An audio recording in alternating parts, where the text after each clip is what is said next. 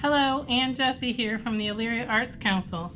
Today we're going to be making homemade paper, and there's quite a few supplies you're going to need. So let's go through what you're going to need. You're going to need some old towels, you're going to need paper towels, you're going to need a blender that you're not going to use for food. You need a good supply of water, and I always have a pitcher of water on hand. You need a frame with a fine screen on it to make paper, and I just happen to have 3 different sizes in the cupboard. You need some containers to soak shredded paper in. You need some shredded white paper or newsprint, and you're also probably going to want some scrap colored paper to make little additions to your handmade paper. I also found some embroidery, a tangle of embroidery floss in the cupboard, and I'm going to use that in my paper too. So let's get it set up and I'll show you how to do it. So this project requires quite a bit of preparation, including the night before you're going to make paper. So what I did yesterday was I shredded some paper into kind of quarter-sized pieces and soaked them in containers of water. Now, of course, I can't do just white paper. I have to do a whole bunch of different colors. So I dug into my scrap bin and found some colors of paper. It shouldn't be cardstock because you'll ruin your blender. It should be paper. So I got all of these soaking, plus one that is some shredded paper from my paper shredder at home that was like some ads and some old bills, things that we knew we were going to never use again. So I got that soaking overnight in water, and what I did was created a little smorgasbord of little additions that I can add to my paper to make them more decorative. So what I did was I used a hole puncher on some of my scrap paper. I made fringe with scissors and chopped little tiny pieces off. I chopped up some of this embroidery floss. I also simply tore some pieces of paper in really small pieces, and I'll show you a picture of what I did close up so that you can take a look at what I'm adding.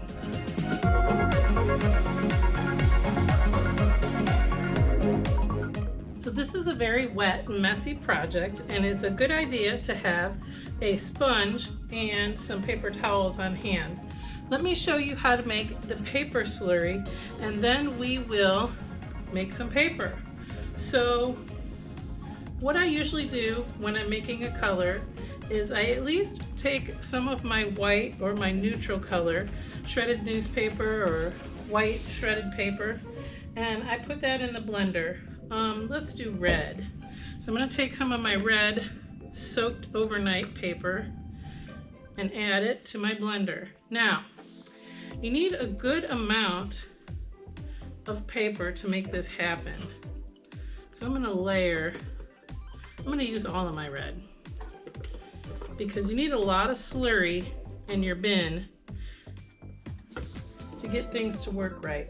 And I think I'm going to add one of my little paper additives, maybe these little colored confetti. I'm going to add just a little bit of that in there. And you want to add water. You want these blades to spin freely. So I'm going to add at least, make sure it's filled to the halfway mark.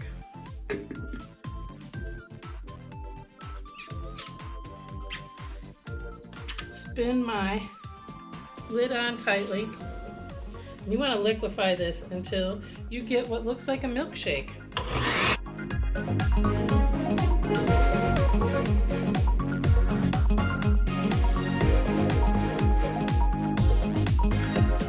So I have this lovely pink milkshake looking paper slurry. What I need to do is fill my bin with some water. you need your slurry to be kind of free floating so that you can catch it with your frame.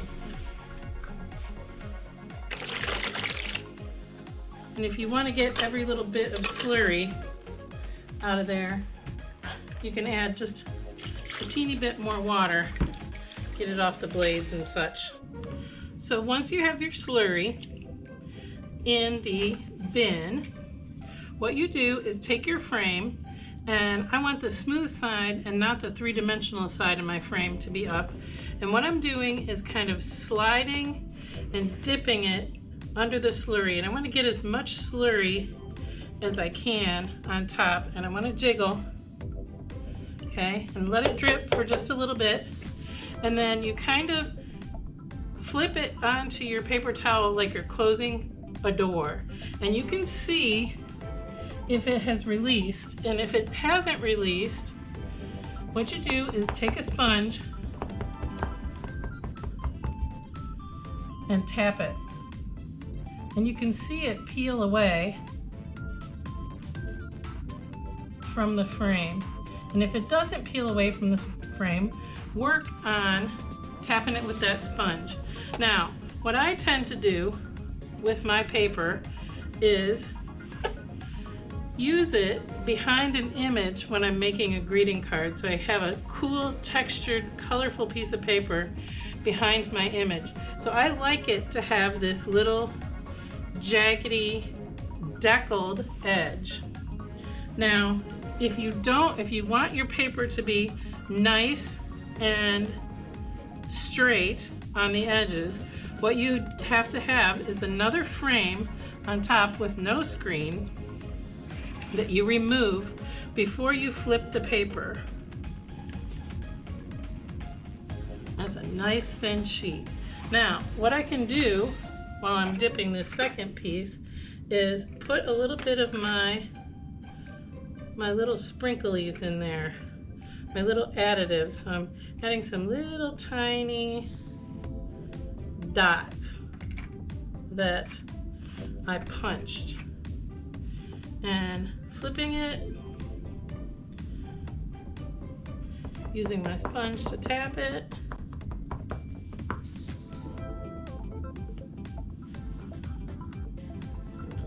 and peeling it off gently. This screen is made out of nylon, and I feel like it is releasing a little bit better. So then what I'm going to do is let this dry and peel it off of here when it is dry. So I'll set it aside and do some more sheets, and I'll do a bunch on time lapse, and I'll do some experimenting. I think I'm going to try and make this purple by adding a little blue to it. So we'll see what happens. So what I'm going to attempt to do is make a different color paper by mixing colors of paper slurry, because I already have red in there, and I'm adding a little bit of blue.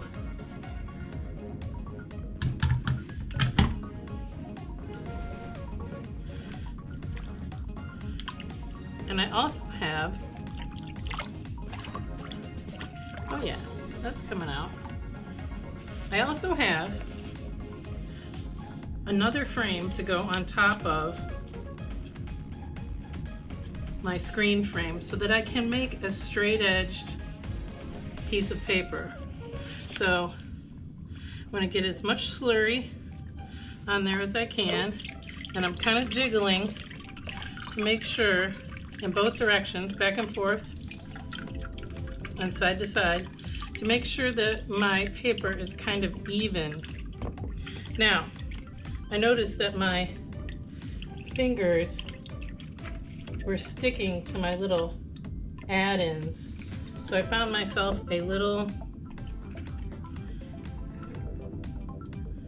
spoon, and I'm gonna add some of my little add-ins with a spoon.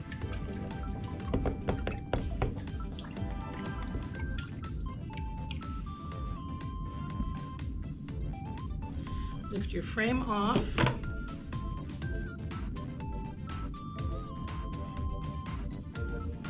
And then flip.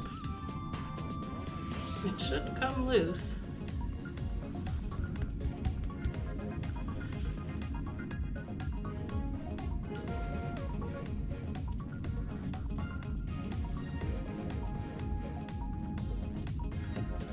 in one piece. So not quite the straight edge, but a little less deckled. This is a really thick piece.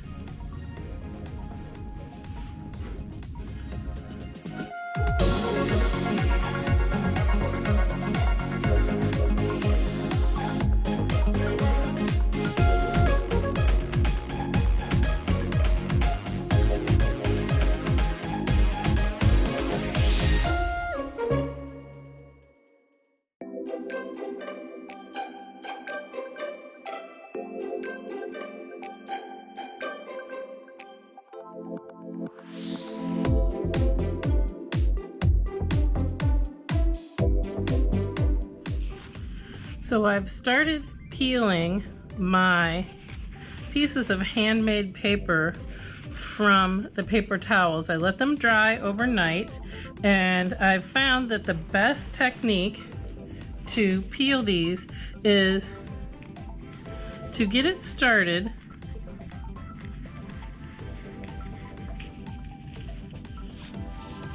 with the handmade paper face up,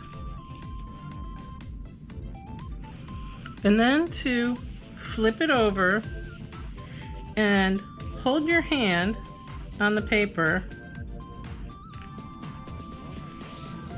and make sure that you're not ripping your homemade paper. I know with these decal edges, sometimes a little bit of it would like to come off with the paper towel, and then just gently peel. You can see here on the edges, some of it wants to come off, and you gotta watch for that.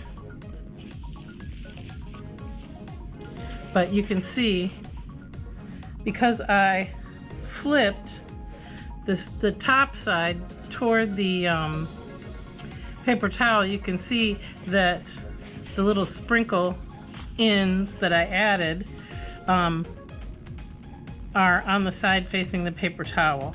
So often one side is a lot prettier than the other. This is a lot of fun. I worked until I ran out of paper slurry, and I could have probably worked for another 2 hours and been perfectly happy. It's kind of, there's definitely an art form to it, and it's kind of nice to do a project that is repetitive and doesn't have to have a complicated, detailed final product. Basically a material that you can use for another project in the future. It sure was satisfying. I hope you give it a try. We'll see you next time. Bye.